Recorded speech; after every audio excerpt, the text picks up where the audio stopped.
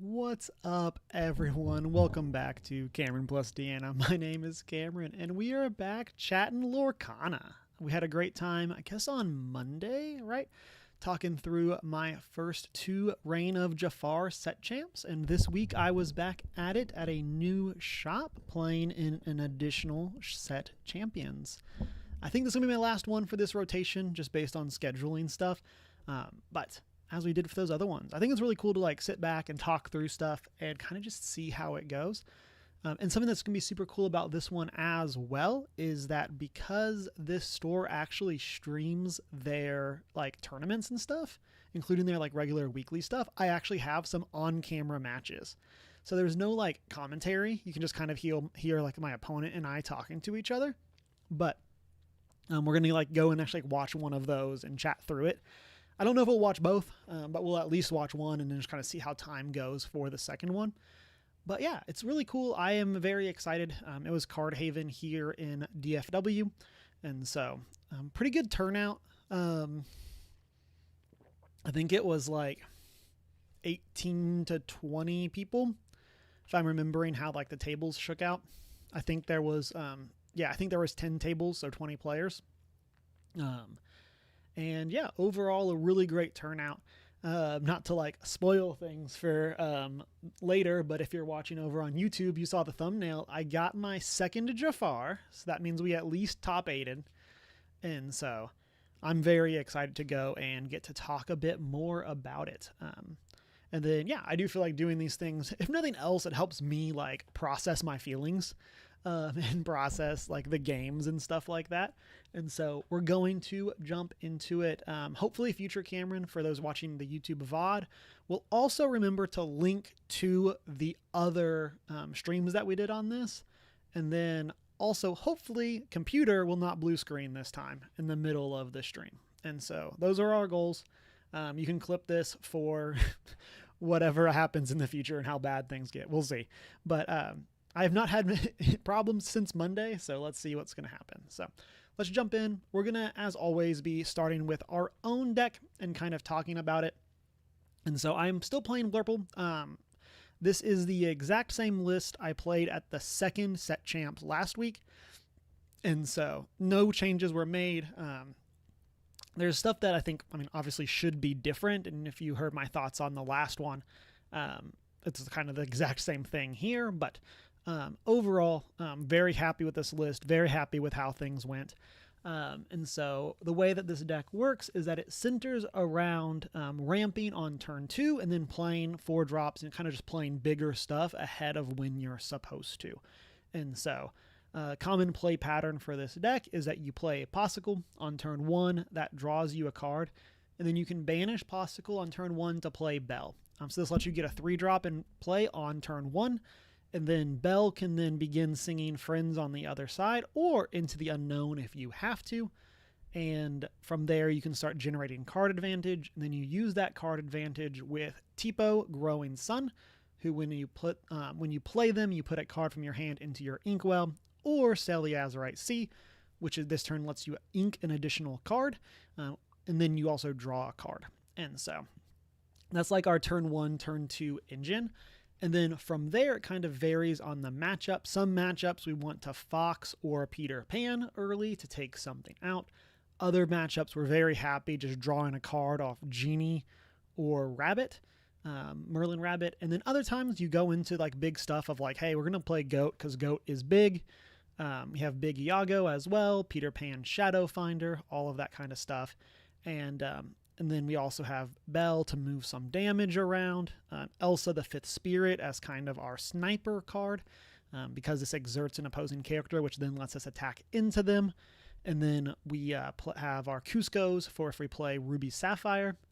And then Big Elsa to tap a bunch of stuff down. Monstro Monstro Infamous Whale to help us take out opponents stuff that when they go wide. And then we have a one of Ratigan, Greedy Genius, who is a 6/7 with Ward.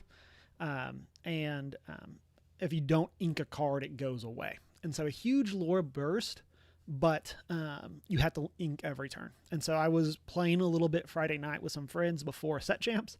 And I had 0 cards in hand, and I top decked Ratigan, and it's cool, this card is useless. So love that from me. And then for our other stuff, we have 2 Finders Keepers to draw 3 cards. We have Let It Go to get rid of opposing characters. Like, they're big ones that are unexerted. And so those are the vibes of the deck. Again, overall, pretty happy with how Set Champs went and how the results were for this deck. I does feel a little crazy of like, we teched in Cusco, and not to get into spoilers, but Cusco's like never been relevant since we started playing it. So love that for me.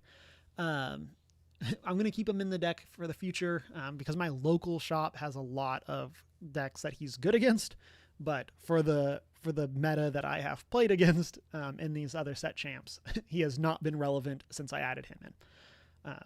And so, I should also say at the end of this, we're also going to do a little stat breakdown and see how I did across this 3 Set Champs and see what all we played against, all of that kind of stuff. And so very excited. And as a reminder, I said this last time as well, but if you see me looking at my phone, it's because that's where my notes are from the matchup. I try to take at least like 1 or 2 lines of notes per match. Just kind of helps me have an idea of what is going on.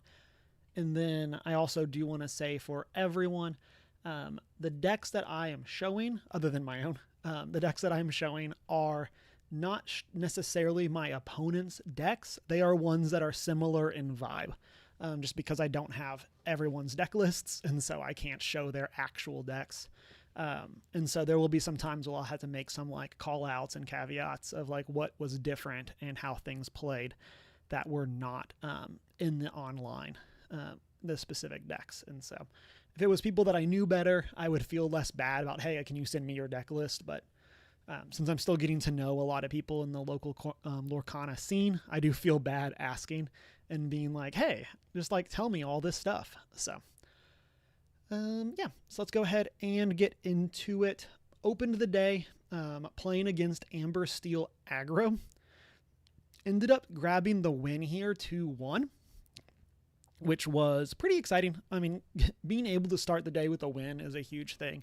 It's a great motivator. You're by no means out in these if you get losses. Like for Lone Star Set Champs, my Set Champs 2, I had 2 losses and was still able to make top 3 off the kindness of my round 5 opponent. So you're not out, but basically you are like racing for 3 wins. And that pretty much guarantees your spot in top 8. So this is Amber Steel aggro, notably not Steel Song. So Steel Song usually plays around 20 songs.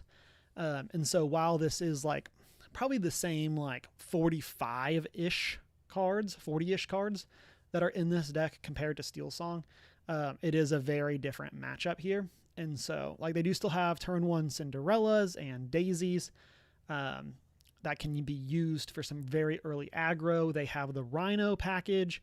I was joking around with people of like, this 1-drop Rhino is like an Avengers level threat for my deck, because this Rhino, the 1-drop, easy for us to kill. Once they get Rhino Power Hamster in play, brutal to get rid of. And then a big thing that you always have to look out for with this deck is because they play Rapunzel gifted with healing, you can't really leave damage sitting on their characters, because then Rapunzel just turns that into card draw. And so that makes it a big challenge. And then here, as some changes, my opponent was not playing Baloo. Instead, she had the 2-drop Simba with Bodyguard. Or I should say, I did not see Baloos. I guess is the best way to say that. And then she also had some Desperate Plans. Let's get that going. And so Desperate Plan is a new card that if you have no cards in hand, draw until you have 3 cards, or you can discard a number of cards from your hand and draw that many cards. You basically never want to do that second part. The idea is to have no cards in hand, play this, and draw 3. And so my opponent was playing some of those. I'm not sure what else was different other than having those cards. And like I said, I never saw Blues, so I assume that was the switch out. And like I never saw John Silver's, so maybe that's what it was. But this is an interesting deck to play against. I've talked about this before with Blurple, but one of the challenges against these aggro decks is basically the way that you beat them is, do they stumble? Because if they can't go super fast, you can eventually just take the game and you can get ahead of them. And so overall, like, the biggest thing is, like, can you threaten Daisy on turn 1? Can you make sure their rhinos don't shift or that they don't draw into the rhinos? Can you keep their piglets off the board in some form or fashion? And but, like, if you can't, they run you over. If you can, then you can get the win. And so overall, this matchup went pretty well. I got pretty lucky in game 1. I think I was able to just kind of snipe a bunch of stuff. Game 2, she was kind of the inverse. She ran me over, was able to get way ahead. And then game 3, was able to keep her stuff off the board. And like I said, the biggest thing is, like, making it so Daisy can't quest, like, a bunch of times. And so, like, I think, like, against the Daisy matchups, it's like you want to play... Like, you want to make sure that you play Tipo, because Tipo plus Belle can take out a Daisy. And so, especially if you're on the play, you turn 1, play Belle, they play Daisy. Daisy's not exerted, so you can't do anything. So then on your turn 2, you can play Tipo. That gets you to the 4 damage, so that if they quest with Daisy, then you can take it out. She definitely had a couple times where she was able to have Daisy quest and then play the 2-drop Simba to protect, which is a bigger pain. But typically speaking, it's something that we can get around. We just have to be able to pressure Daisy, and you can't let Daisy run away with the game. And then got pretty lucky. I think it was game 1. I want to say we did not see many power hamsters, and so I might have to sneeze.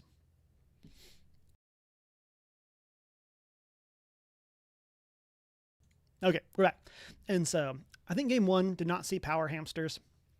I had a pretty big misplay in game 3 that ended up not mattering, but, like, it was something where I, like, got in my own head, where, like, I had this line where I had Big Belle in hand, they had a power hamster, and then I also had a big Elsa, and I had the ability to play either of them. And I thought there was 3 damage on one of my characters. There was only 2.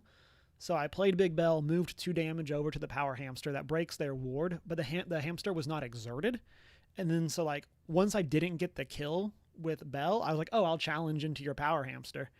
And then she's like, there's not exerted. I'm like, oh yeah, the rules of the game. And so I don't really know, like, why I struggled so much there at the end, but we were able to close it out. Tekken Andrew, how's it going? Went 1-2 round 1, then had a bye, then 0-2 and 0-2. Ugh.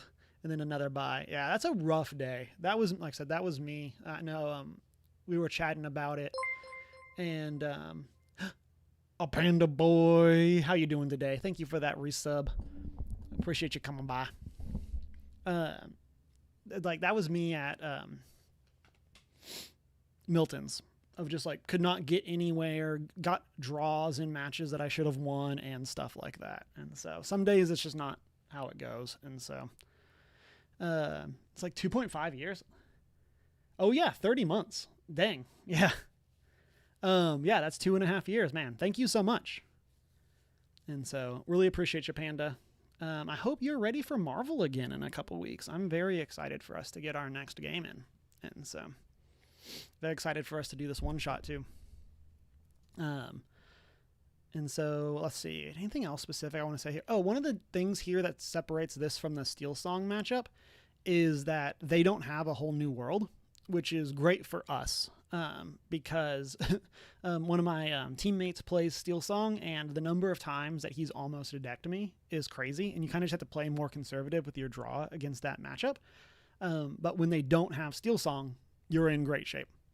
Don't have a whole new world, I mean. And they're not playing Steel Song. You're in great shape. So, like I said, she was playing Desperate Plans and then has these docks so that she could refill her own hand.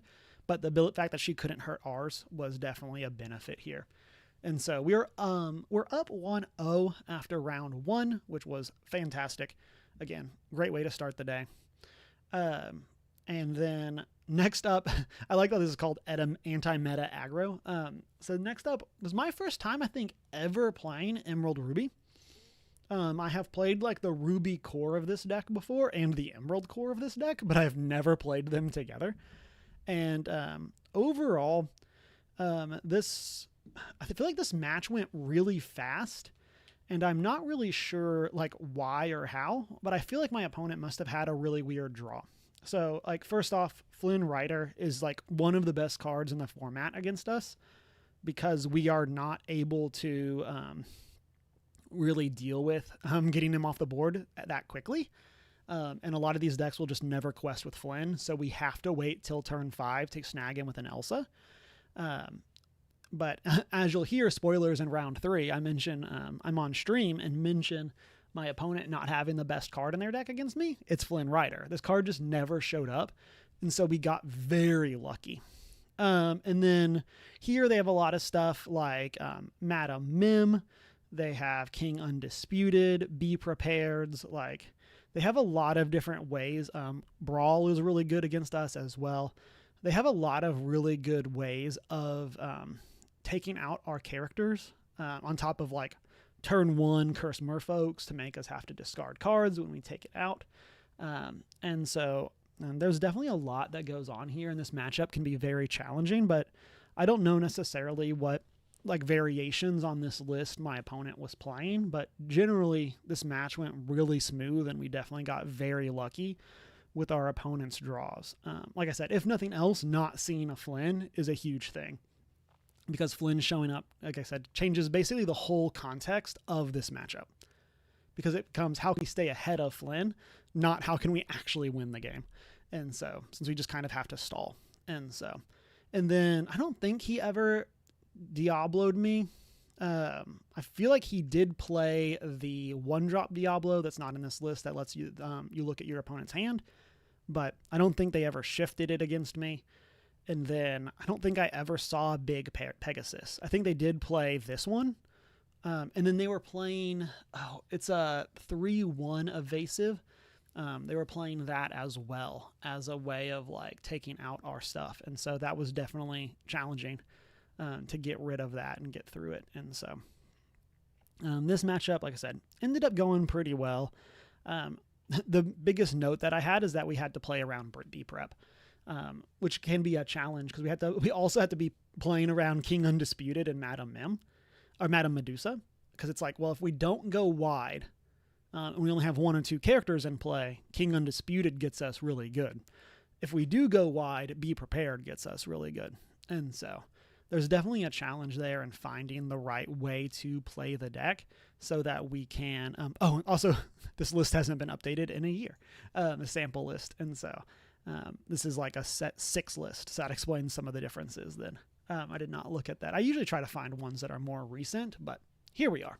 And so, like they might have been playing Lady Tremaine's as well. Because that like is the same effect as King Undisputed that makes you banish one of your characters. And so this is an interesting list that, like I said, I definitely feel like we got lucky against in our play and how things went with our opponents. And so we took this one 2-0, which was a great win. We're now 2-0 in the tournament. And so some of those invasives in the deck you've never seen before. You remember Fidget? Let me see. Is that one?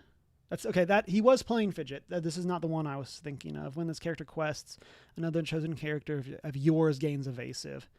And then it was, I want to say it was an Emerald. And then it was a 3-1. Oh, it was Sir Hiss. There we go. Yeah, it was this. So it's a 2-drop 3-1 evasive. And so Sir Hiss is a problem because it can snipe Peter Pan Shadowfinder, which makes it hard for us to like stabilize. And then it, of course, also trades with Madam Mim Fox and trades with Belle. And then it makes it more challenging. It makes it more challenging to like challenge with Genie or Elsa, because it just hits us very hard. And so, okay, that was your round 4 opponent. Yeah, and so it was an interesting list. And like I said, I definitely feel like I got lucky. to have him never show up and never have a Flynn rider. And so, but yeah, so we're up 2-0 for the day. Great start. Very happy. How do I like only 2 Peters in my list? I think it's fine. I could see going up to 3 of them if I was like, plot twist. We have a list for a full on Blurple later. Yeah. So like the normal version looks like it plays 3 and then was playing 4 Iagos while I'm playing a 2-2 split between them. I can definitely see that intention, and having that balance be different. My issue with Peter is like, I feel like there's just a lot of times where, he just doesn't do enough of like if you can't rush right away with him, like you're not really necessarily getting a lot of value out of him. And then there's other matchups that are like, oh, this is one of the best cards in my deck. And so that's why I haven't really messed with having more of them. I think I might have a 3rd one, but it's just not in the deck. And so, we'll see. Like there's, I think that this is also a great meta call. If your meta has a lot of Diablos, having more Peters is great because they snipe Diablo really well. My local meta for my normal league does not have a lot of Diablos, and so I really need him as much. For me, I play Peter as a lot more on turn 7, where I will play Peter and Iago on the same turn to get the surprise value. And so, but yeah, so that's anti-meta. Next up, is Ursula's Sing-Along is the name of this deck. This is another one that hasn't been updated in over a year. So this is not going to be exactly what my opponent played. And I'm not going to talk about this too much because this is the game that is on video. So this was my first time on stream playing against this deck. And so it was very cool. It was one of the lore 20 guys, which was very cool. Lore 20 or 20 lore. I forget what the actual thing is. I forget which way it is, but they do a lot of coverage for tournaments. And so it's very cool. And so this was my first times getting to interact with some of those people. And so that was a lot of fun. And so quick overview of the deck. We're not going to talk too much about it because we're going to watch the matchup. But so this is a pretty normal discard deck from the Emerald side of things. Like it has its Prince Johns, it has its Diablos, it has your 1-drop Diablo that looks at your opponent's hand. And so all of that, you have Ursula to hit songs, have the muses to bounce stuff. We talked about this, I think, last week, but the muses is super good against us. Just as a way of, like so many of our good cards have 2 strength or less. And so the muses is hard for us to get out from under. I never saw Kita's. I do know he was at least playing this Kita because I saw this in a different matchup. When you play this character, all characters get -3 strength until the start of your next turn. And so again, at least that one's at least being played. I don't know if this small one was. And then it has your opponent discards cards, bare necessities, and so sudden chills, the normal green package here. And so the big things that this one gains from going into Amber instead of the normal Amethyst is that you have singers. So you have Ariel here. Again, I don't know if they were playing this Ursula, but you have like that Ariel to help dig and find you songs. And then you kind of just get more discard. Amethyst doesn't have a lot of discard. In fact, it might not have any discard that targets your opponent. But this gives you access to like these extra, in this list, 7 pieces of discard to hit non-characters and then make your opponent discard 2 cards. And so very interesting deck. It's my first time playing against this version of it. And this is being played by Zach, who's on the top here. And then I am on the bottom. And we are going to go through and watch this. And so there is a time, I'm going to just cover that up. But time is going to end up, not being relevant here. And then we are going to watch this at 2 times speed because we got places to be. And so we're not going to watch this super slow. But this was my first time on coverage. And then this is like 2 hours in the stream. And the matches started around 11. So it's also 1 o'clock. and I have not eaten since breakfast. And so this was definitely the round where I got very hungry. And then also being on coverage or being on stream, there was no actual coverage, but for the first time was definitely something as well. Oh, actually, what are we doing not being full screen? Let's do that. Go over here. Okay. So, yeah. Into Monstro and play a Possible. So here we have our Monstro start into Possible, into Bell. Let's go. Our best start. The best card in his deck against me in either of the games. Yeah, So, and there's me referencing Flynn. That was the And so, same friends on the other side. and so here we have had what is like literally our best start of Bell into Friends on the other side. Ink into the unknown. And yeah. He checks that out. That's one of our pieces of spice in this list. The top 8 was open deck, but the early games are not. So here we have now like improved on our best hand with a second Friends on the other side. Yeah, so here we're just kind of chipping ahead. We're getting on the board. There is a lore counter on the right-hand side that is not on stream, which makes it a little more difficult to know what is going on. Since we can't see that, we just don't have the visual. And so here they get their Prince John. This is whenever we discard a card, they draw a card. Very difficult for us to get on. We have our third Friends on the other side. I forgot to mention this in the Christmas, the Emerald Ruby matchup. I also had 3 Friends on the other sides in a row like this in that matchup. And so the big thing for me in these discard matchups is... Yeah, is that you just keep drawing cards. Keep your hand full. The non-blue-green versions don't typically play Bend to Our Will, or Bend to My Will, which is 7 ink.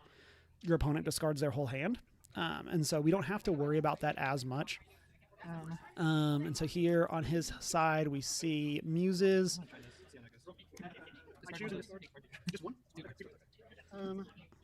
This is me also never being sure what any discard cards do and having to ask every single time. And so we dropped Let It Go here just because Prince John has Ward, so we can't target it. And here we really just want to keep developing our board to get ahead. Now that we know they have that card, we want to make sure that we're keeping like 3+ cards in our hand at all time so that we don't get stuck with 0 cards. Like that's the biggest thing. You can see me like flicking the shadow of me like flicking my cards there. And so, but yeah, like, I mean, anytime we can have Bell live and we can be singing Friends on the other side is great news for us. And we're just kind of going for value of like, again, we wanted to keep cards in our hand. We wanted to make sure that we are good. Oh, he's asking about sale. And so here we just had an option of like, I don't think I had another great play. And getting Fox just puts something else on the board. And then 4 damage is really good against a lot of this deck. I think he is going to hit me with a discard spell here. Oh, this is Aerial. He whiffs on Aerial, which is never where you want to be with that card. Aerial looks at the top 4, and then you get a song. And then I cannot tell what that is. And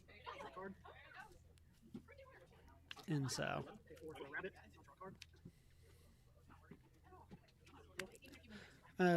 so this game, as far as things go, they have not Diablo'd us. They have not... they've only hit us with 1 discard spell. Aerial missed. Like, this is pretty close to the best that we can run against this deck. I don't think I've found our keepers yet to draw 3. But overall, this is definitely exactly where we want to be in this matchup. Oh, I should also say shout out to the guy who was judging. There's a person who was like a head judge for the event, and so he was hanging around, helping out with any rules questions, and then I believe he's sitting just off to the side for the feature matches. So here's Muses. Talked about this in the pre-thing. Muses is like one of the best cards against us. Okay. So, yeah, here he's asking the question. So the way that Lorcana works is unlike Magic, where things respond to each other. So our hand here is double rabbit, Elsa, Big Bell. So like fantastic hand. Bounce this guy. And so unlike Magic, where things trigger as you play them, Return this one. And that's the discard card at random. Yeah. so unlike Magic, where things happen in response, in Lorcana the whole effect finishes and then you move on to the next effect. And a bounce. So I'll bounce that. I'll draw. And so here he's able to kind of chip away at some of my stuff. And again, we had like, he hasn't killed anything on our board, but he has set us back pretty far. And so, but overall, I'm feeling pretty good here. I'm not sure what our lore is at since we can't see that and it's off screen. But I don't think he has any at this point unless I've missed a quest. So we have Big Elsa, we lost Big Bell, and then we have Goat. Oh no, we have Genie, Fox in hand, I believe. And so, so here from like a play pattern perspective, we probably should have played that Genie first. Having an extra card in hand, if we are like, we had no reason to challenge there. 15. Okay, I'm at 15 lore here, so yeah, we're in very good shape. Bounce rabbit, draw a card, Go and take out Aladdin. take that out. Again, I'm not sure what that card is. I don't recognize that art. Friends on the other side. And I'll heal Bell if possible. And here, I think that ink is the other friends on the other side. Like that's where we're at in this matchup, is that we just don't need it.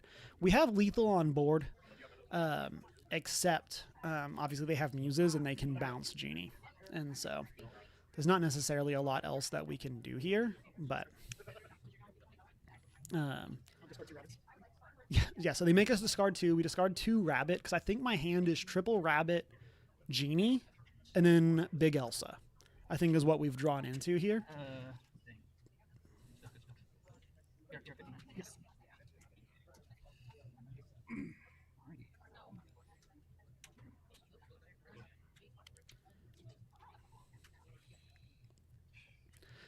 Here, we get basically everything that we want, where they have now quested with Prince John and Muses, which lets us kill them both. We don't have lethal anymore. So here I play Genie before I challenge, because that is better. Take out Prince John. And then, yeah, we're able to play Peter Pan to take out. I don't challenge with Genie here, because I'd rather them not have damage, because I don't want them to bounce. Like, I want to make sure that they aren't looking at Genie if they don't have to, but it ends up not mattering. We're able to close it out there. And yeah, pretty good game 1. Like I said, that opening is probably the best opening that we could have for our deck, just in terms of Bell into multiple friends on the other side. And let's see. I don't know how much time we actually spend shuffling. Okay, here we go. Take 5. 2, 3. So I think I mulled 6 here, or I forget the actual Lorcana term for mulligan, but and so here we have triple paw, Bell, 3 yellow fox. Oh my god. Look at you go. Okay. and then Rabbit, Cusco, and Fox. It's not great against your deck. Yeah, I make it. Cusco is like completely irrelevant in this matchup, and I'm pretty sure I ink him here. Cusco, play a paw. Banish without. Go ahead. And so, like, so we have triple paw, but we have no ramp in this hand, which is definitely not the best place for us to be. But You got 2 cards. See if you got anything. No new spells. So these are I drew a second rabbit. And yeah, so we drew Rabbit and Elsa here. So we still have not hit a ramp piece. I forget if we top deck it here. so play Tipo. We do, and I'm pretty sure we put a Rabbit in face down. And so I'm pretty sure that's how that goes. Typically, that's my play pattern with Tipo. If I have double Rabbit in hand, is to ink one with off Tipo. Draw the turn. And I believe he whiffed again on Ariel, Turn.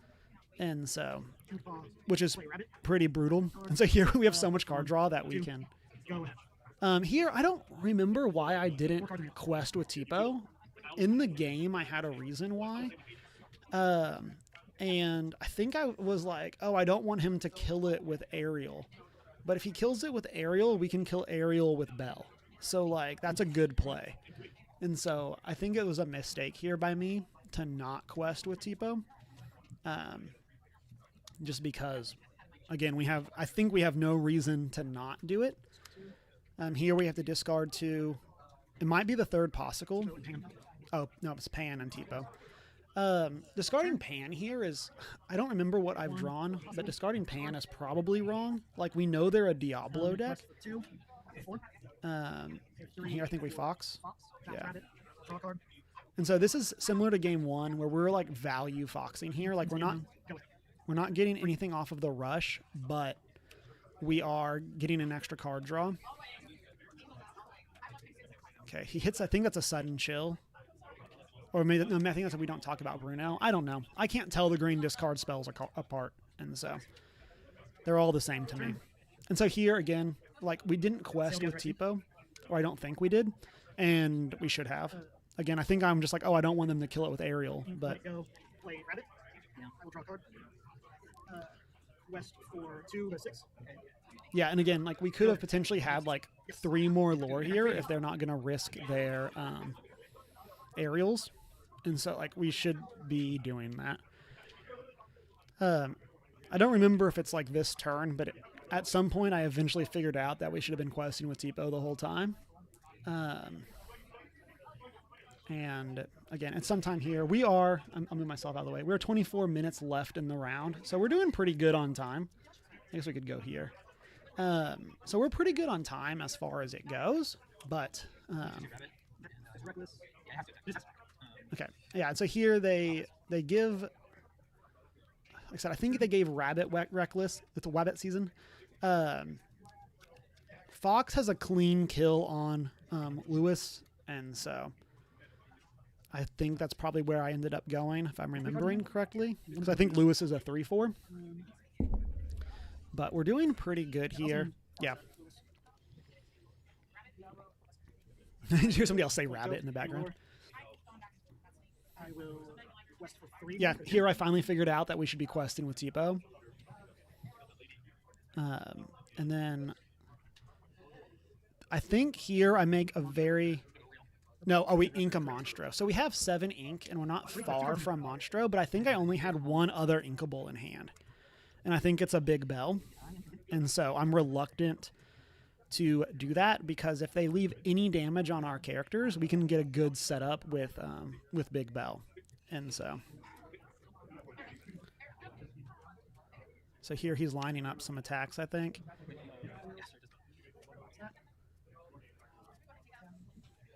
1, 2, 3, 4, 5, 6. And then I will gain lore. Yeah, so he hits our goat. And then was able to hit it with the discard. Makes us discard again. Yeah, okay, so Finder's Keepers was the last card that we have. Here he does the thing that we've been worried about. He backs up here and leaves us with Tipo in play.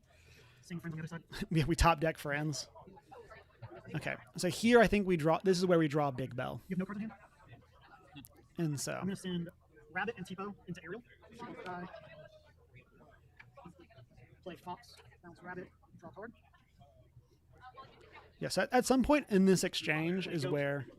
Okay, we drew a second goat. That's what it was. And so we're still sitting on 7 ink. Again, we're in good shape. We've gotten 2 of their things off the board. Pass back. He top second Aerial. We have double Rabbit in hand. Take Elsa. I'll exert Aerial and Ursula. Oh, nope, just kidding. I will not play that. Yeah, miscount my ink. Another embarrassing thing, especially on stream. I forgot that we hadn't quested previously, or hadn't inked previously, and then here we get the game. Especially with showing him that we have Big Bell in hand, or Big Elsa in hand. There's not really a lot that they can do from that point on. Let's go back over here to this side. And so we're in, again, overall really good shape in that matchup, as long as we can stay ahead of the discard. So like there, we got lucky to have avoided the big Diablos. And then, because Diablo makes it harder for us to draw the cards that we need to get ahead of Prince John and the other discard effects. And then,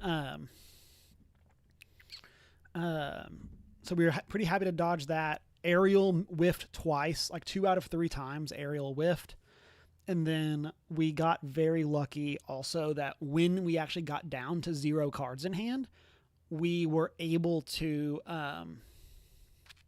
top deck a Friends on the Other Side to immediately get our hand back.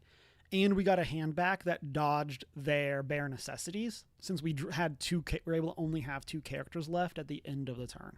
And so, so overall, very lucky with that matchup. We are now 3-0, and we have entered a first time for me, which is I was able to intentionally draw rounds 4 and 5 because I had locked up my spot in top 8 and never got paired down, so I never had to play someone.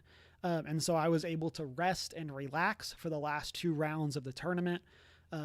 Like I said, from that timer, it was around like 1:30-ish when this round ended. So I hung out and chatted with one of my teammates for a little bit, just to make sure that we were going to be good to draw the next round. And then when round 4 posted, chatted with my opponent. I think we were the feature match again.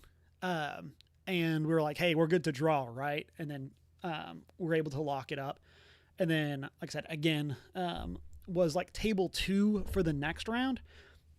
And we were able to draw again to get out of that, or get out of playing, and was able to go get lunch and got some burritos. And so that was great. Chatted with my friend and teammate some, and then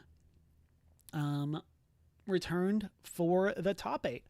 And so great start. I also ended this at number 1 in the Swiss for ranking, which is very important because the way that the top 8 works is normally you roll, and whoever rolls the highest chooses to be on the play or on the draw. But for top 8, it's whoever's seeded highest. So being 1 means I would always get to be on the play if that's what I wanted, which I do.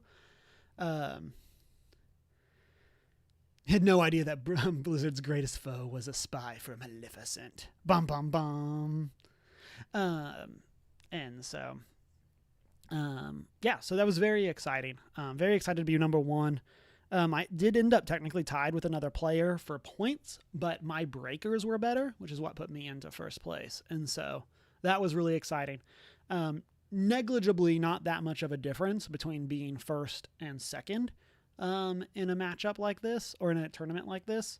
But it was exciting nonetheless. And so, so from here, the way that the top 8, I meant to do this last time and I forgot, but the way that top 8 shook out, I was playing Amber Steel Aggro round 1. Then there was a Chernadogs versus Emerald Amber discard. Not the same player we just watched. Another person playing that list. Then there was an Emerald Amber discard. The person that we just watched played against Steel Song. And then there was another Blurple versus a Ruby Amethyst. There was also something in this, I'll say is a little bit of drama for this. I don't think this is the fault of the store by any means. I don't think necessarily anyone is at fault here at all, but what is Peter Pan? And so one of the things that the shop did here, which I think is really cool, is that we actually had a deck check. So going into top 8, we had to have already submit our list of what cards we were playing. And then we had to give them our decks. They went through them and validated that our deck matched the list that we were playing. And so IMO, great policy. It slows down the top 8 a bit, but like it does, it kind of gives it the air of a more important tournament because that's something that would be happening more often in a real tournament. And so, but one of the things that happened here is there was a problem with one of the people's deck lists because they sent the wrong link, is my understanding. And so this was an Amethyst Ruby. They were playing Peter Pan Shadowfinder, just like we are, which gives your other evasive characters gain rush, but they had written down Peter Pan's Shadow, which is a legal card that I guess that they had been play testing and had not realized that they had submit, which is the inverse. It gives your characters with rush evasive. And so you really want the other way around because especially for the Amethyst Ruby, because of Maui Half Shark. There we go. Maui Half Shark has evasive, and so this gives them rush. Then Maui has an ability when they challenge, so you get an action back. And so giving Maui rush. So this was something that like they were basically forced to switch to this other card and were forced to play with that. And so that's something that like is stressful especially going into the top 8 to just have to make those adjustments. And I'm sure was something that was on that player's mind and was distracting. Again, I don't necessarily think this is anybody's fault, like the players submit the wrong list on accident. This is definitely something that I'm very paranoid about. And I actually like went and like hand wrote my deck list in the store because I was worried about submitting the wrong list. For some reason, like not for some reason, but just like accidentally sending the wrong one. And so, but that is something that happened. And then my opponent round 1, actually got dinged for like having a like outer sleeve that wasn't in good shape. And so they had to change one of their outer sleeves. And so like no like major problems here. Technically these are like warnings. Tekken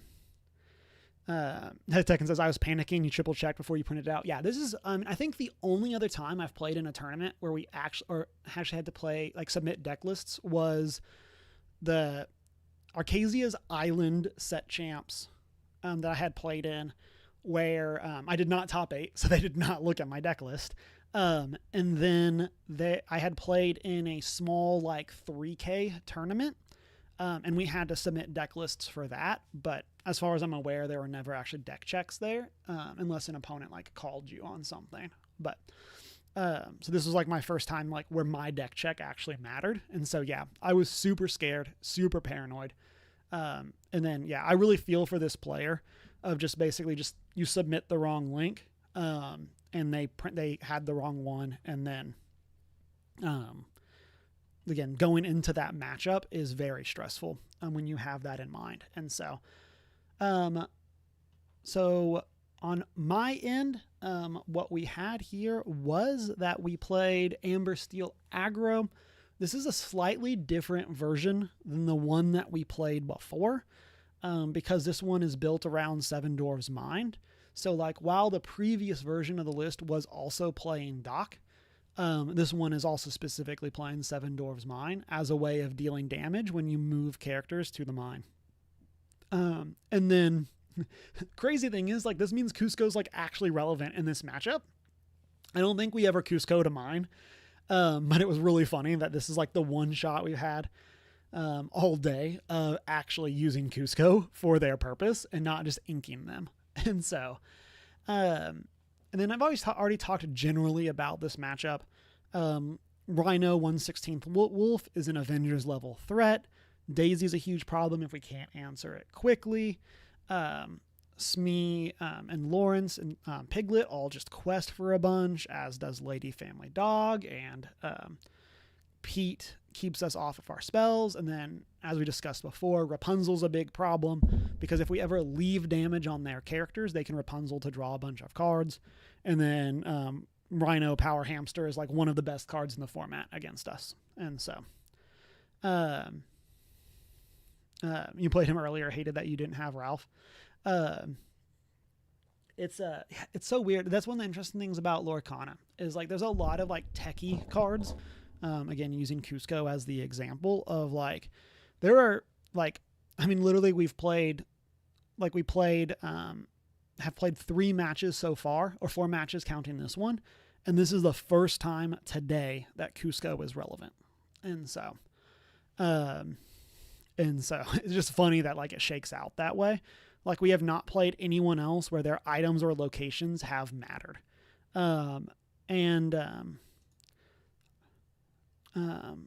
yeah, I don't even know. There are sometimes some locations that will be played in green, but I don't think they were. And so I'm in that person's list. And so, but yeah, other than this, like this matchup is pretty good. As I've said before, we basically just have to stay ahead of them. And then we have to hope that by the time we stabilize the board, they're not at like 19 lore. And so, it's like if we can ever stabilize where they're at like 10 to 12 lore, then typically we can make sure that we're getting our draws. And as they are playing characters, we're able to like exert them down with Elsa's and make sure that we can take them out. Or we can hit them with our Let It Goes to make them get rid of their big stuff. And so click everything except the link that we want. So overall, this matchup went really well. We ended up winning this 2-0. My opponent was using the like mini Funko things as the lore trackers for everybody. And so he was letting his opponents choose which one. And so I picked Joy from Inside Out as mine. And that was really fun. That's a cool little way to do it and add a bit of Disney flair to the game. And then these games are tight. Like I said, we did win in this 2-0, but like this is a big challenge. And my opponent, I think, played well. Kind of like the previous game, like our biggest thing here is they don't have a whole new world. And so that makes it a lot better for us.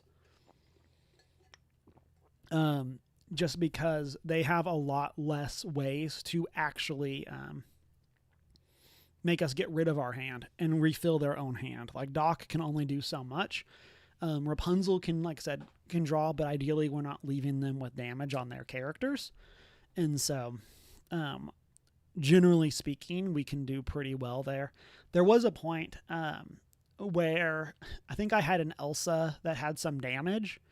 Like I think I had an Elsa that had 3 damage on it. Then my opponent played Doc, drew into a mine, and then was able to move Doc to the mine and take out my Elsa. I was like, ooh, definitely did not play around that. And I guess I should also say, unless we Cusco them, locations are a big problem for our deck, which is why I'm playing Cusco. It's there for like the items matchup, but like the passive lore gain from locations can be a big problem for us just because we're not always super fast. And something like Seven Doors Mine is like a multiple hits for us to get ahead of. And so, so overall, like this went pretty well. I'm pretty happy with how I played. I don't remember anything too crazy happening on my end. There was definitely some moments that he was very close to winning, and we were able to just kind of hold him back long enough. I think game 1, I was able to big Elsa like a Smee and a Lady, and was basically able to get the win off of stalling him for 1 turn with those. And so, whereas I think had we not had that, it would have been very difficult for us to have won that game. And so it's a very good matchup that like, I feel like the 2-0 record does not like indicate how like tight this match can be for us. And so, so that was top 8. So we had locked our Jafar. Top 4, got 6 boosters compared to, I think, 3. And so getting into top 4, like doubled the packs that we got, which was very exciting. So that was pretty cool. And then was watching the other matchups, and from our list, Chernadogs beat Ember, Amber, discard. Emerald, Amber, discard. Emerald, Amber, discard beat Steel Song. And then the other Blurple beat Ruby Amethyst. Which, like, that matchup is very tight. And from the bit that I was watching, the deck registration stuff mattered. And so that's also, like, always super frustrating for the people in the game of, like, this error is possibly what costed them going on to the next round of the top 8. Because Ruby Amethyst, we played against it last week. It was our round 5 at my second set champs. And that's the one where we got in off the kindness of our opponent, because we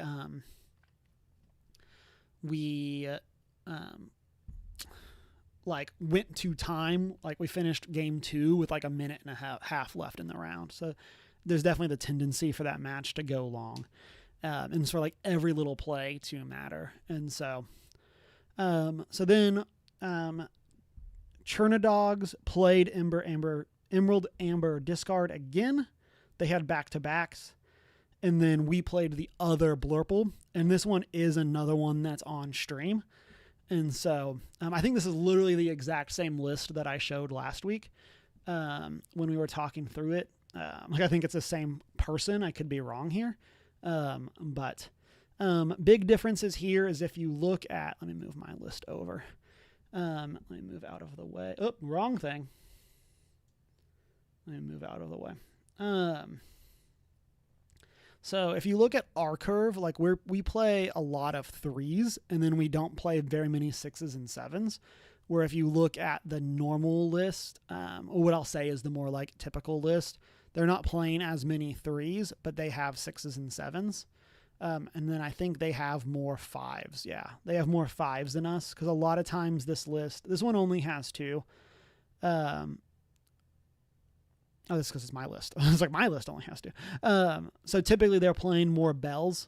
And then they're playing the full 4 Finders Keepers, whereas we're only playing 2 because we are playing rabbits rather than the other stuff. And so, and then I don't know what they were playing against. This list only has 1 whale. I know there's been people that I've played against that were playing like 3 to 4 whales as well. And so, so big differences here are the Tamatoa happy as a clam.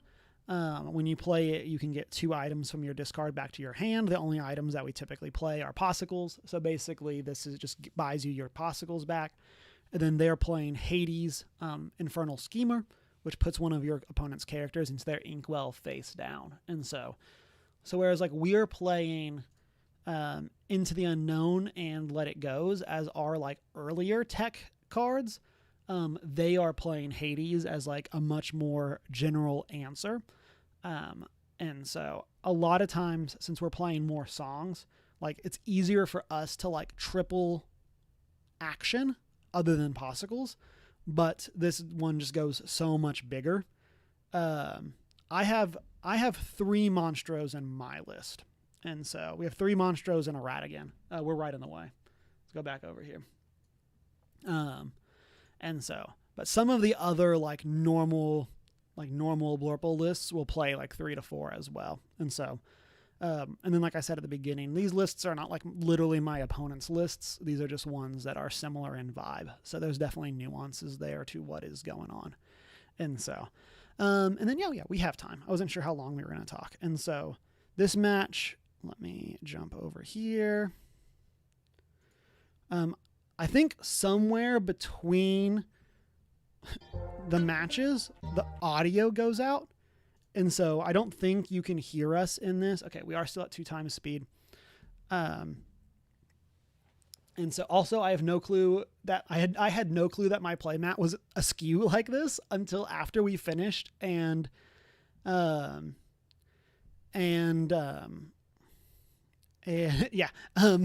person who runs the shop came over and like fixed the playmat after we were done. I just had like no perception that this had happened. I don't know if I did this or if it was like this when I came over, but yeah, shout out to that. And so you have a 4th. I think I have 4. I'm just only playing 3, but I really appreciate the offer, Tekken. I don't know if I want to play more, but we'll see. I'm also like kind of hesitant. Okay, so here we're on the play. Our opponent has turn 1 paused in the bell. They have now played friends on the other side. We missed our paw and bell, and then, but at least did hit our turn 2 ramp. And so, oh, they're also playing this card. It's like, I forget what it's called. It has a Hades themed action where you move damage, like 1 damage from all of your characters onto 1 opposing character, and then you draw a card for each damage that you move. And that was what our opponent just inked. That was a card that I was not familiar with. We'll go here so we can see round timer again. So here, as the inverse from our previous match, Our opponent has now friends on the other side twice, whereas we have done it 0. Everybody's got a weakness. Thank you, Tekken. Yeah, that was a card I had never seen before prior to it got played in the quarterfinals that I was watching, and I was like, I have no clue what this card is. It was one that, like, prior to this match, I did go and look up. But I, since it was open deck list, I was able to just be like, hey, what is the name of this card, and go pull it up. But it was not a card I was familiar with. And so here we've got a Peter and we've got a Bell in play. I think we double posticled here, and we're finally able to get like some position on the board. What is this? Oh, Elsa. He takes out the child. And so this list also, compared to ours, can be a lot more aggressive with playing Bell. There will be times where, like, I will not, like, paw a Bell because I can't get my paws back, and sometimes I would rather keep them. But since the other list is playing Tamatoa, they can do that a lot more readily than we can. And so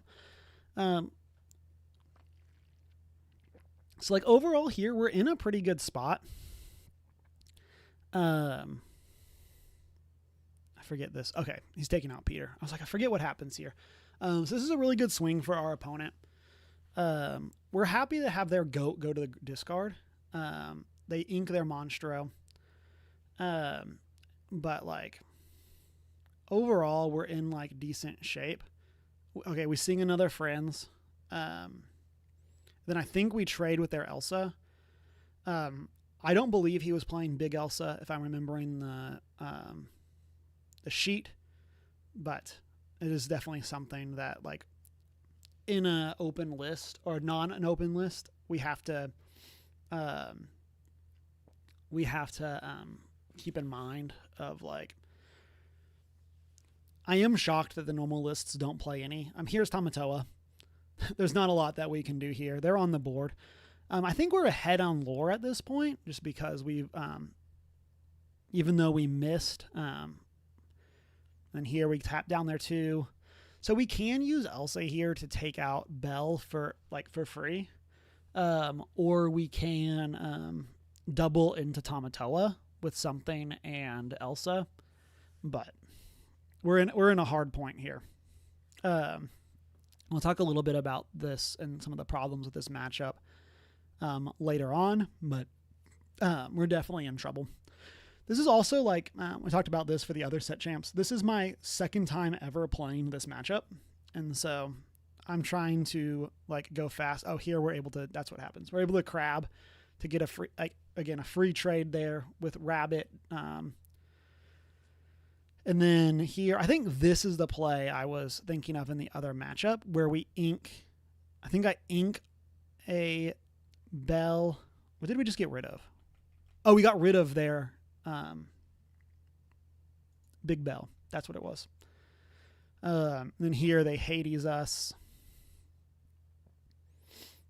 And then double into Genie.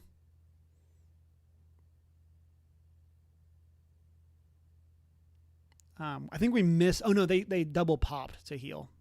That's what it was, which is, like, an awful sign if they do that. We put their Genie in their discard. Yeah. And so here we're just trying to answer, but, like, their answer in Hades puts a character on the board that can quest for 2. Our answers, while, like, we can sing them and stuff, they don't let us. The judge hands me a die that I completely missed that's what he was doing until he goes and puts it on Iago. And so that was funny. That was something like just, like, in the moment. I was like, what is happening? Why is he giving me this? And so, like I said, I think here we're pretty good on lore, but we are just not getting anywhere. And then again, like I said, here, like, it's great that we can sing our answers, but it's definitely annoying that we can't, like, keep stuff around since we don't have Hades in this list. And so, and I've should be getting Hades. Like, it's something that I'll probably end up picking up soon, since if the leaks are true, Hades is getting reprinted. But we're going to kind of just have to go and see what happens there. And then here, they've gone way too wide. I think they are at lethal now, unless we can answer. I think it's if I could answer all of their exerted characters and one of their unexerted, like, we can be in good shape, but I think we're just too far away. I think I also like Royal Weed at some point in this point, where I was like, how much lore do we have? And my opponent was read it as me asking him.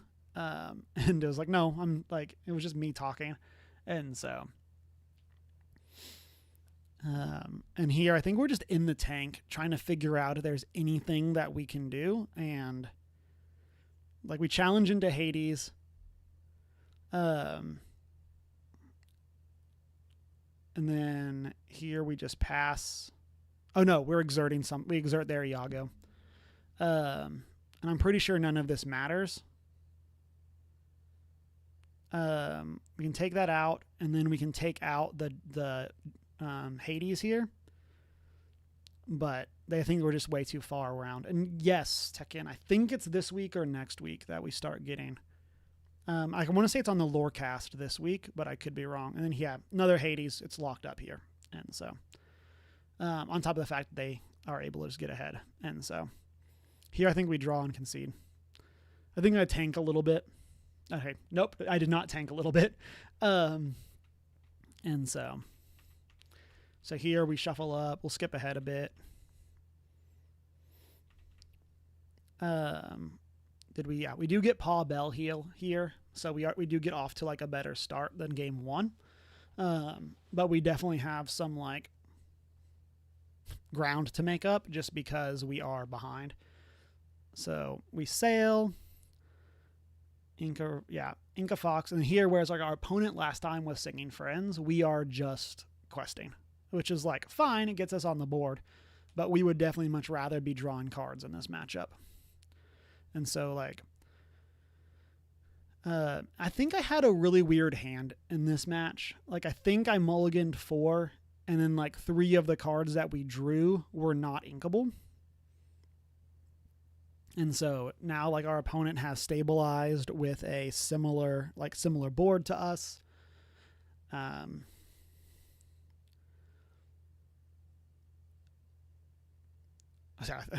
I don't know why we're exerting there if we're not singing or questing. And so, Inca Crab, play Rabbit. Another Bell, quest for 2. And so, all in all, like, I think this one is going better than game 1. We're just able to develop our board a lot quicker, but again, we just like struggle against Hades just because it's so much bigger than us, and it leaves a 2 quester behind. And then obviously Tamatoa is a big challenge. So yeah, here they go into Genie and then heal with Paw. Like here, like that's much harder for us to do, to be aggressive with our healing like that. Cause like the blowout here of like they healed, we got rid of it with Into the Unknown, so Paw didn't matter, is much like much more of a problem. Whereas we like for they can at least buy back Paw. Like we don't have that ability, and so losing it there on a random heal is much more devastating. And so here, I'm not sure why I bounced back Rabbit instead of Genie. I think I should have bounced back Genie to reset his health. Like it feels like it was just a big problem, and we should have done that differently. Like, I think that that's a complete misplay on my part. And here I inked this Monstro because they have double evasive. Monstro is really good if they get into the Tamatoa Hades side of the deck, but if they don't, we're just in a ton of trouble. And so we ink the second one there. We have 1 more. But yeah, so like here, It's like if we would have not had this rabbit but had been playing another genie, we would be in much better shape. But we just like don't have the right stuff here. So we're able to like aggressively quest with bells because they can't 1-for-1 our bell. But here they get another Hades. They get rid of rabbit. They quest for 3. I think we're still ahead on lore here, but we're in. I think this is the point where they've turned the corner with having this other Hades. And so I think had they not had this other Hades, we would be much better off. But the fact that they have it just kind of wrecks us. So here we're able to Big Bell. They're two questers. But basically if they have any great draws here, like another Hades, we're in trouble. And so like them being able to go Hades into Genie here is just devastating. And then here they don't even have to care about our characters. I mean, Elsa's not trading into them, but being able to just turn Elsa into a draw 2 here is just crazy good against us. And then we're now looking at 9 lore on the board. that was my like, it doesn't matter. Like, and so here we go into one of the genies, and then I think we might double into one of the Hades. I say one of the exerted Hades. Oh no, I quest for 2. Oh, okay, I quest for 2 here because them battling. Here we value bounce Elsa. Because I wanted the ability to exert something next turn. But here, if they send Hades into our bells, we're fine with that, which is what he does. Because that keeps them off of 4 lore. And so that's why I didn't double into their Hades. I don't think it matters. And then here they fox to bounce Hades, which is just GG. Like, I don't remember how many more turns this game is, but them having the ability to Hades a 4th time on top of dropping Tamatoa to get 2 Popsicles back, like, the value is just too far. And I think in our deck there is, so again here, like this aggressive heal is really good because it lets them save Hades. Like that's not a play that we have access to in our list. And so like here, if like we were playing Tamatoas or playing Hades but not Tamatoas, we just can't do that. And that's like a great example here about why, like why the main version of the deck is playing this version instead of the songs like we're playing. So unfortunately, there's not a lot from here that we can do. Our opponent is at 16. They have 4 lore on their exerted characters. And so like theoretically here, especially with this Elsa, like we could theoretically do something. But I think we're just spinning our wheels here. I think in my head here, I thought our Elsa was going to take 3 damage. And then realized after that was not how that card worked. I think we probably should have gone into, I mean, taking out the Genie, I guess, is nominal against taking out the Tamatoas at this point, because they both quest for 2. So like here we pass, I assume. Oh, we value quest for 1 to send a message. And then our opponent here quests out, I assume. No. Do I have lore totals wrong? Or maybe are they? I don't know. I'm confused.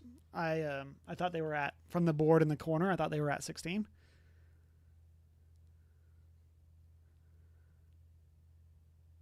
They're at 16 now. Okay. I do not know what's happening on the board.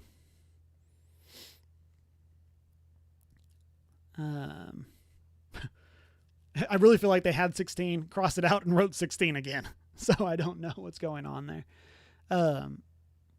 But even here, now that they're actually at 16, like we're basically just digging to see if we can find something that wins us the game. It's pretty much impossible. Like I don't, like theoretically, a big bell.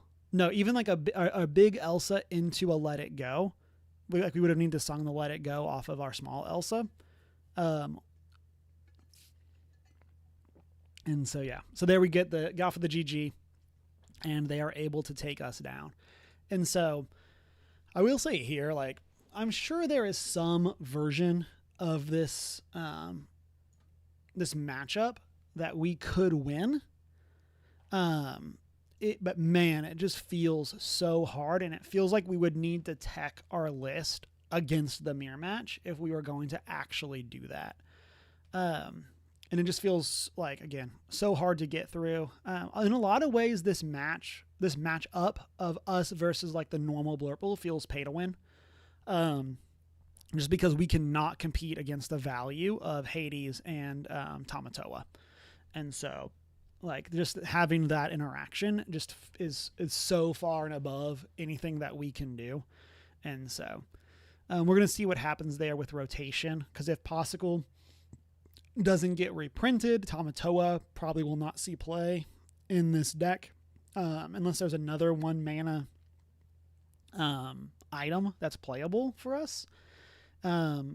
Because like you need to just have some way of getting something back, and I don't necessarily think right now there's anything that fills that gap, but let's go take a look actually. What's happening? Reset the filters. Let's go here. Cost 1, type item, and then we want set 2, 3, 4. Yeah, there are no items that cost 1 in the latter sets. Cool. Oh, we're not on. Okay, well, adding in Amethyst. So there's only Retrosphere to banish this item, return a character, item, or location with 3 or less to their player's hand. That's the only 1-drop item in our colors that stays post-rotation. And so it's going to definitely be interested to see if this and or Bell see play. And then, again, what that's going to mean for Tamatoa. And so my hope is that Tamatoa drops in price so I can get them for less than $40, because that's the big reason I have not bought them. And then like Hades, I was waiting for announcement of the reprint. Again, if the leaks are true, Hades is coming back. So assuming I stay on Blurple, I'll be picking up Hades as well. And so, but really cool stuff. This was a great set, champs. Super happy. I showed them off earlier, but like super happy to have snagged my second Jafar. And then because I top 4'd, I got bonus packs compared to just the top 8. And so I opened 3 legendaries in my packs, including a Namari, so which I think is the most valuable non-enchanted in Return of Jafar. And so very happy for that hit as well. And yeah, so again, overall very happy. I'm a little sad that we went down 2 set champs in a row to the mirror match. That's definitely something that like was frustrating. Of like, I feel like our version of the deck is teched very well to for the discard matchup. But again, like kind of struggles with like the pay to win aspect of Tamatoa in this matchup. We just can never compete. And so but I mean that's on me for not spending that. But overall, very happy with how this deck fleshed out and happy with where we're ending for Reign of Jafar. I'm very excited for rotation. I've already been talking about my some upcoming tournaments with my team and seeing where we're going to go with those. And if we're going to travel as a group to any upcoming stuff. And so very excited to see where we land post rotation and going into like fabled set champs and stuff like that. And so, and then from here, I decided to do a little Google Sheets. And so this is our Reign of Jafar set champs. And so we played against, 11 different decks. I tried to break them out as much as they were different. But like obviously here there's like Amethyst Emerald discard, Amethyst Emerald tempo, and stuff like that.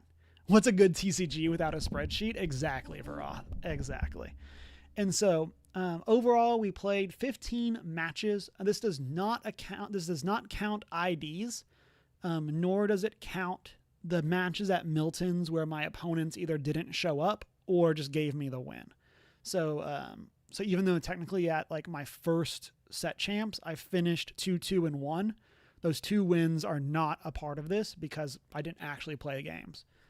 And then I am counting though my Ruby Amethyst from my second set champs as a game win, as a second win, because my opponent like did concede the second game.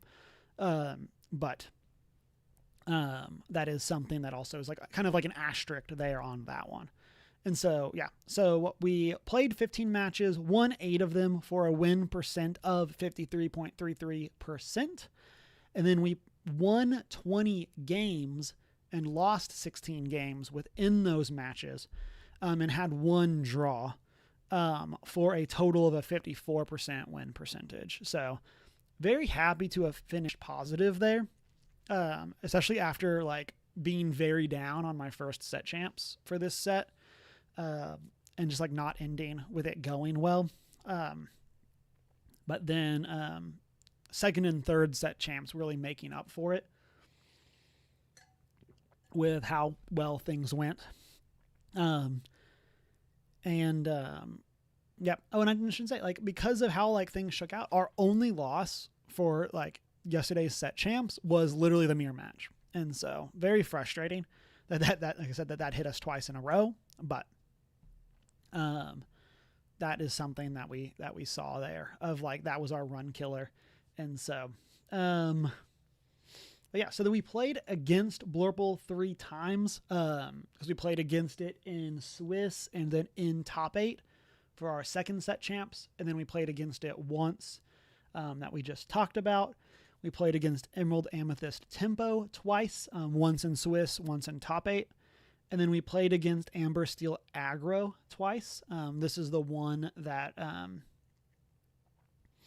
the 2 that we talked about today, 1 in Swiss and 1 in top 8, although those are technically different lists, but for the sake of this, I grouped them together as one line.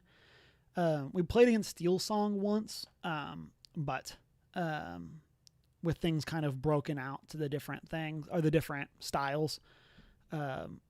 And then over here we have what colors we played against. And so, for example, here playing Ruby Sapphire counted as 1 for Ruby and counted as 1 for Sapphire. And then we have our breakdown over here. So our most played opponent was other Amethyst lists, followed by Emerald. Having 4 out of 6 matchups be Emerald Amethyst at one of our set champs is a good way for that to happen. And then we played against Amber, Steel, and Sapphire the same, and Ruby was our least played against color.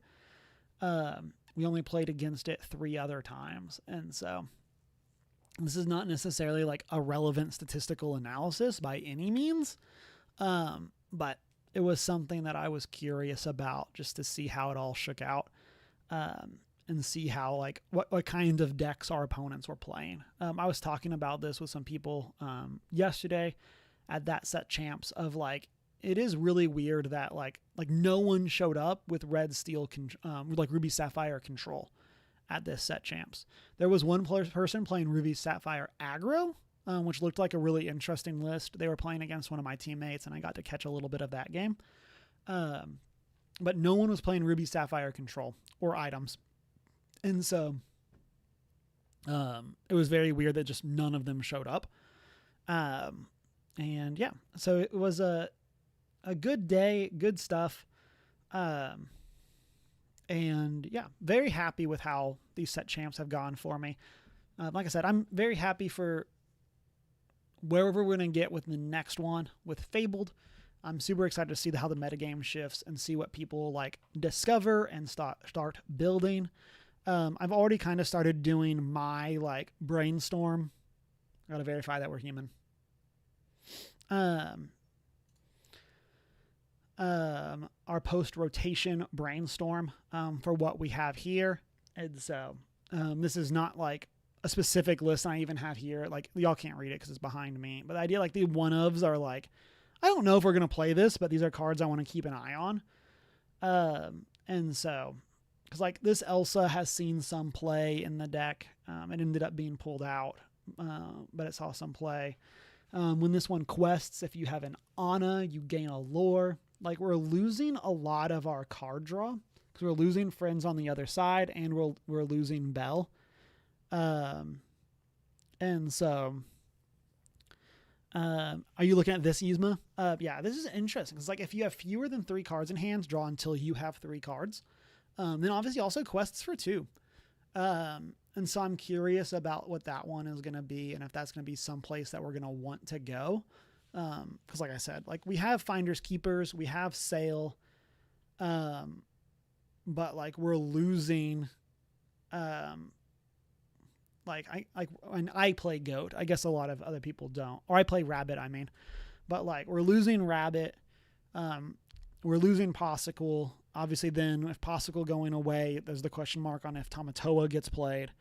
And so I like this Donald. I played this a little bit, ended up taking it out before set champs. I think this Baymax is interesting as well, where you can heal a character and then gain lore for each health or each damage you remove, and so that's an interesting little thing as well. Then obviously quests for 2. We played this Anna in one of our set champs and just did not go well. We switched it to Cusco, but like if we're going into other Annas and or Elsas, ruling on Yzma, is that what you're asking? I am by no means a judge, but I can try to answer questions. And then this Elsa I think is really cool as well. When it quests, you can exert a character, and then if you have an Anna, they don't ready. And so I think that that's an interesting card. Again, is it good enough? I don't know. If you exert it to quest, do you still get the trigger from her effect to draw? No, you have to exert for the ability. It's not, it would have to be like this, worded like this, of like when this character quests, you may do this effect. So it's an either or for Yzma. You either quest. So if you have more than 3 cards, you want to quest. If you have less than 3 cards, then you can use the ability. But like that feeds us cards for Monstro. That feeds us cards if we play this Elsa, where we can be discarding cards to exert our opponent's creatures, and so like our characters. So like it gives us some interesting play patterns. I like Chicha a lot. I played this a little bit when I first got into the game. There have been some items versions that are playing this because of Fishbone Quill. So I'm curious if like it could be something that a deck wants to go into. My general take is that we just much rather wanted to ramp on 2 versus playing a card that pays us off for ramping. But with us losing Brawl, again, assuming it's not reprinted, maybe Chicha is a direction that we would want to go. This Kita is very interesting as well. Like look at the top 2, put one in your Inkwell and the other on top of your deck. So this just ramps you a bunch and it lets you pick what you ink. So this I think is an interesting card if we wanted to go that direction. We have our Cuscos. And then I don't know if we're going to stick with one Ratigan, but I put them in this list just to keep an eye on it. And then here, Hypnotic Strength. This was a card one of my opponents played at some point in some matchup. And like it's really interesting. Just draws a card, then gives a character challenger 2. And I believe you can just pay this for 2, draw a card if you don't have a character in play. I could be wrong there. I think the way that Lorcana works is you resolve as much of the card as you can. But that could be incorrect. I don't think you have to have a character in play to choose. There's also this one. They never come back. Up to 2 chosen characters can't ready at the start of their next turn, draw a card. So that doesn't exert them, but it keeps them exerted if they already are. Obviously Finders Keepers and Sail. And then here I was playing This Is My Family for a little bit of just like a 1 lore draw card. Hypnotic for Stitch. Ooh, yeah. I think Hypnotic is a really interesting card. And like card draw is one of the things that like worries me for this of like, do we just need more cards that get through our deck in this new format? Because we're losing some of our key pieces. All is Found is a card that I was considering playing anyway. It's just a way of ramping 2 for 5, and you can sing it off of Elsa's. Elsa the Fifth Spirit. And so like I could see that being something as just a way of getting ahead into the unknown. Again, interesting. Down in New Orleans, I think we talked about this in our Reign of Jafar set review. But look at the top 3 cards of your deck. You can reveal a character, item, or location with cost 6 or less and play it for free. Put the rest on the bottom of your deck in any order. So this basically gives you the best card in your top 6 or top 3, which feels like it could be good. Obviously there's something to it here where like if you're already past 6, like what are we wanting to hit with? I think that could be a challenge, but like kind of just based on the version of the deck of like ideally you want to sing this with a 6, but I don't know. And then here I also snagged the fantastical and magical, so sing together 9. For each character that sang the song, draw a card and gain a lore. So just as a way of turning, like this is like net free on any character that quests for 1. It's like if we sing this with Iago and Big Elsa, like that sings for 9, and that's equivalent to if they would have quested anyway, but then we also get a lore for each of them as well. And like, so we still get 2 lore, and then we also get 2 cards. So like, again, I'm not sure if that's good, if that's actually where we would want to be. I think some of it, like I said, is going to come down to how we want to shake stuff out with with the deck of like here I put 4 Diablos and 4 Palace Guards in, but like currently we're not like the only 1 drop that we're playing is Possible. And so like I'm curious if this will be a replacement package. I've said before I would love it we would get like an Anna that's like 2 or 3 that is like something that we really want to play, because I'm pretty sure the other low cost Annas are sticking around. Are you going to tell me I'm wrong? Set.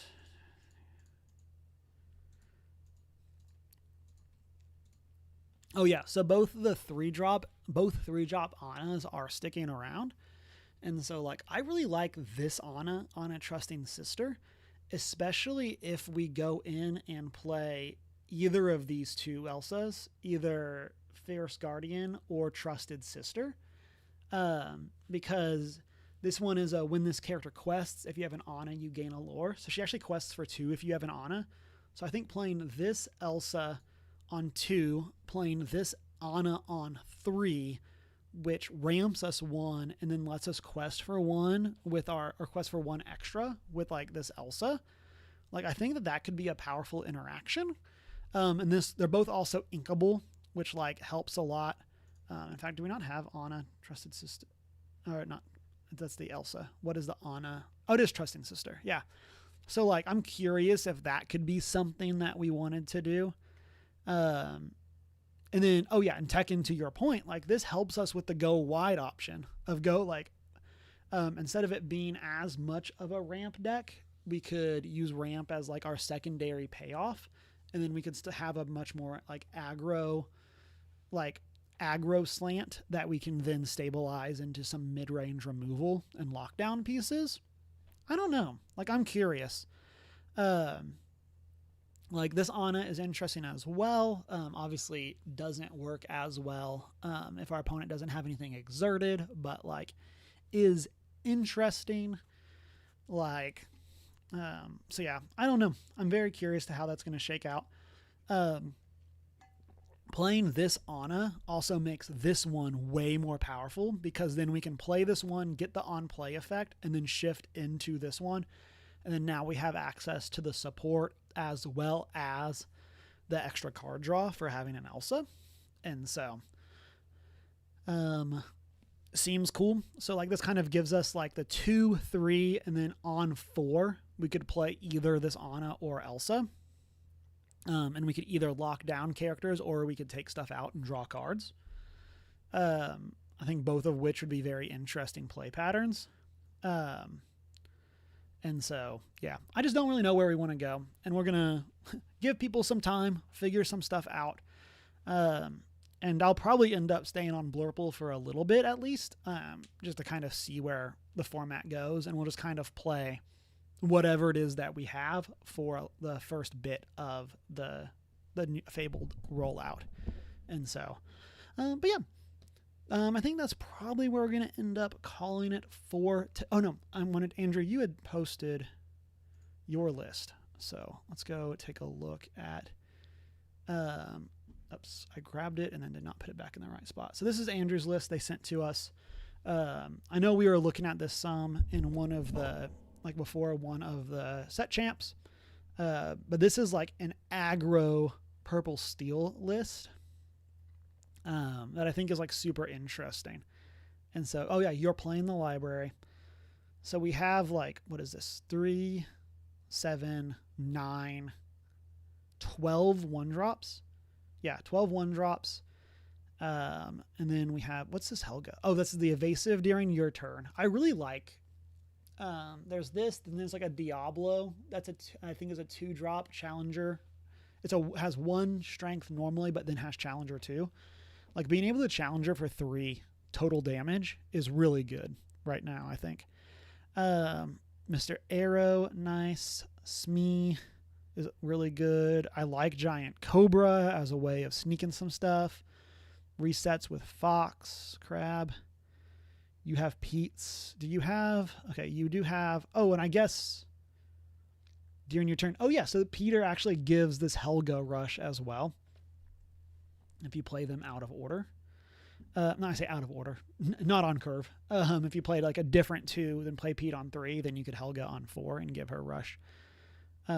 Pete, nice. Iago, you're playing 3. Genie. And then what we have? Goats, nice. Goat. Oh yeah, so you have like a 2-2 split for Goat and Rabbit. What is this Stitch? This is the one you were talking about with Hypnotic. During your turn, whenever this character banishes another character in a challenge, you can draw a card and gain a lore. Yeah, I think the Stitch is really cool. This is the one that we've been looking at for my wife's deck, for Deanna, and so it's something that I think could be like is really interesting as like there's a way of getting card draw. Then you have Elsa, 5th Spirit. Let's go. That's my girl. Let's see. You have Along Came Zeus feels so good with the Genie Rabbit package. I'm just like, oh, I'm going to draw a bunch of cards, then I'm going to zap your big thing. On the other side, and then a library. When you can here, you can draw a card. Yeah. I like, I was talking with somebody before the first set champs. They actually took like my blurple list and made some edits. And then they started playing it. I don't know if they still are, but they played it for that one set champs. And they asked me about why I wasn't playing the library. And it's because I'm not playing the 1-drops like you are. Like, I think like library is so good with Broom of like play library, move Broom there the next turn, play a character, and then like banish Broom to draw 2 cards. Like that's super good. And then that also counts for your Chernobog's followers of then you quest with them and get extra cards. Like library is super good. And this curve, that's fantastic. Yeah, and this is something that I think is interesting over here. Of like, cause I think our list is the same way. Did I close it? I did close it. Go to my decks. Yeah, of like, I feel like every Amethyst deck is like almost all Amethyst, and then like, oh yeah, there's some other color here as well, and so, I think that's always funny. And then what? You have 12 on Inkables. Yeah, that's super cool. It's a great list, I think. I'm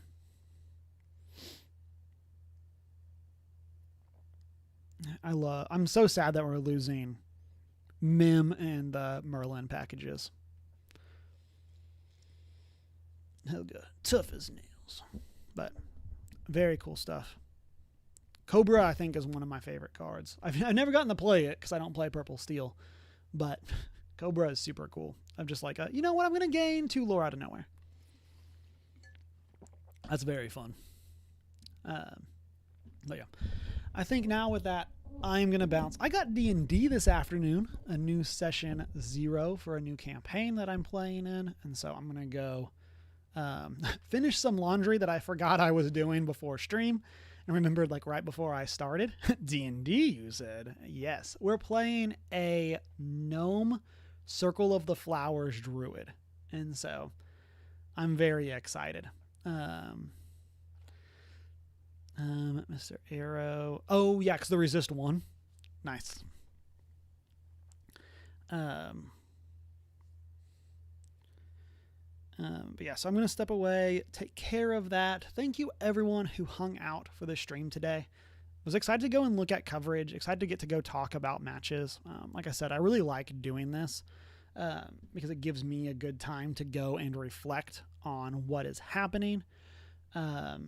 But yeah, really appreciate everybody coming by. Panda, thank you especially for the 30 months of sub. And so really appreciate you. I hope everyone has a fantastic rest of their day, a fantastic week, and I will catch you later. Bye.